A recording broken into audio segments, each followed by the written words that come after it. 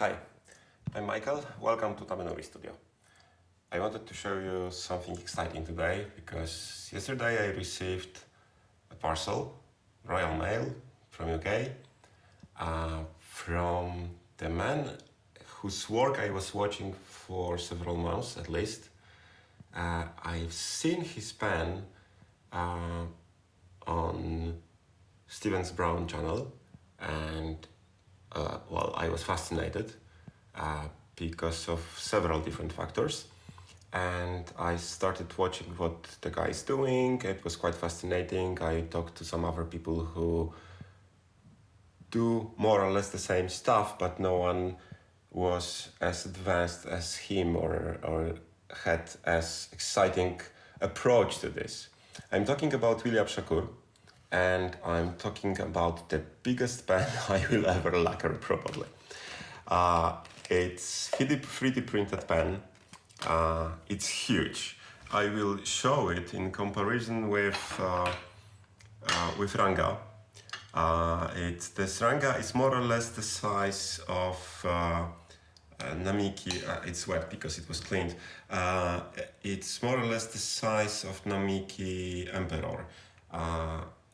This Titan pen, 3D printed pen, is almost the same length, but much curvier pen. I talked to William, it was like 10 days ago. We were discussing our fascination of each other's craft on Instagram or an email, I don't remember. And from word to word, after just several hours of exchange of messages, he said that he's printing pens for me and he's sending them to me for lacquering. And here they are, just a little, it's like a week later or something like that. And it's a Titan, faceted Titan, so huge pen with facets, 3D printed, but at the same time piston filler. William managed to make a piston filler by putting inside a transparent acrylic tube. I of course disassembled this pen at once. It's, as you can see, it's number 8, huge number 8 nib. This one is titanium and it's M, medium. And the whole pen is quite easy to disassemble. I will not show you the whole process, of course, the cap and then the section, which is surprisingly comfortable. It has threads at the top, but they are huge, but they are quite not intrusive because you are holding the pen a little bit higher usually. And this section tapers a lot, so you can easily find the place which is convenient to hold, which is comfortable to hold. I hold it like this, and it's really usable pen. I was very surprised. I know that Steven loves huge pens, but this one was surprising that it's so comfortable. So the section unscrews, and there is a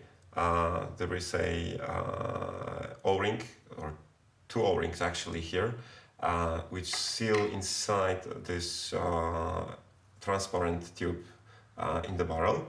And there is a piston mechanism, which is also quite easy to disassemble, because as you can see, it's done. And the last part, which I have to remove, is this acrylic inner tube from the 3D printed barrel. I know how to do this. I haven't tried yet, but it looks quite straightforward, and William explained very well how to make it and included a tool for this. Actually, the tool is not very essential because it's just a very thin Allen key. It could be any piece of hard metal or other material which can be used to pry this tube from the barrel. Why am I so excited? Because of several different things. I'm going to lacquer huge pen and I like it. It's faceted, so it will show some of the features of techniques very well. It's a piston filler. and it's the first 3D printed pen I will lacquer. I'm excited because I have never done it, and I'm excited also because it's something incredible, because Urushi as a technique is several thousand years old, and 3D printing is like 20 or 40, maybe 30 years old, and actually it's a 21st century technology, and the Urushi was discovered as old as like 4,000 years old. Artifacts made with use of Urushi were discovered in area of China and Japan. So to make my life easier, great guy. We understand each other without many words. So he understood what I want, what I need mid-sentence. It was incredible. So William, thank you. He also sent me 2 pens, as you can see, not just one, to experiment. He also sent me some holders for all the parts of the pen. For example, this one is for the barrel. So I have a holder to very similar idea to those I told you from Nabi, from Wet and Twice. And for each part there is a separate holder, and I am not sure. Yes, this one is for the barrel, and this one is for the piston knob, and the last one. Okay, so I just have to screw the nib out, huge nib, and screw the holder in. Voila, done. And just put it on the holders or hold it in hand while lacquering. Great. As you can see, there are some ink windows here, and they will be a challenge, and also all the facets will be the challenge, but the biggest challenge is the material itself and the finish of this material. And to make my life easier, again, William sent me testing boards made of several different materials. So this one is exactly the same PLA, those 2 pens are printed, but they are in several different finishes. So there is a raw, just printed out, and that's it. And there are 2 sanded with 400 grit sandpaper and 600 grit sandpaper. I have already applied some Urushi, it's a raw Urushi, and I will try to destroy it. I will try to peel it off, maybe even now. This one is 400 sandpaper, and this one is 600, and I will be brutal. So, sorry. I will try to peel it off the surface, and it looks that it's doable, but it's quite hard to do this. So let's check the 400. It's possible, and I'm not sure which one is more durable. And this one is raw, so not finished in any way, just raw, print out straight from the printer, PLA, so it has some structure. And this one is the easiest to destroy, but I wouldn't cross it out, because I should probably sand it slightly and apply another layer and check it then.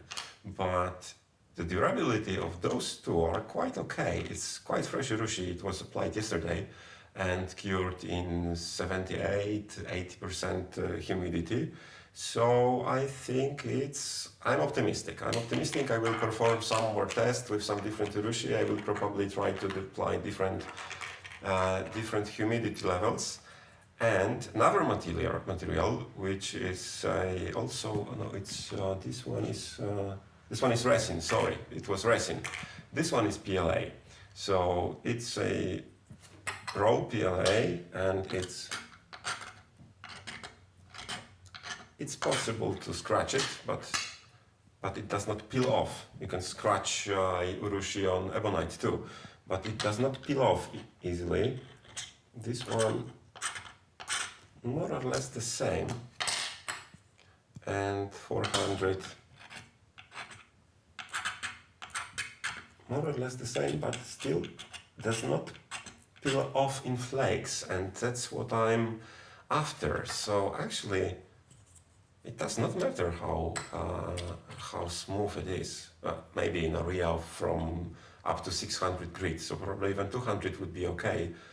But I would probably go with 400 grit because the surface looks best, and 2 or 3 layers of raw urushi would be enough for this job. So once again, William Shakour Titan, Faceted Titan, it's the official name of this pen. I especially asked. It takes number 8 nib. One of those pens will be lacquered in my gold leaf Tamenuri technique. The other one I don't know. One of them will go back as soon as it's finished to William, and the other one will probably stay for some time with me. And I will not do them both at the same time. I will start just with one and keep the other one for later. I will probably ink one of them to check how it behaves in normal day use, because it might influence in some ways what I will do with this pen, especially the second one, because the fate of the first one is decided already. And I will let you know. My plan is to document, maybe not the whole process, but most of it, and show it to you. So, be in touch, like this video, subscribe to my channel, write in the comments what do you think about this like absurdly big pen, and what do you think about the marriage between old technology and new technology. So 4,000 years separation between the discoveries. It's really exciting, and see you later. Bye.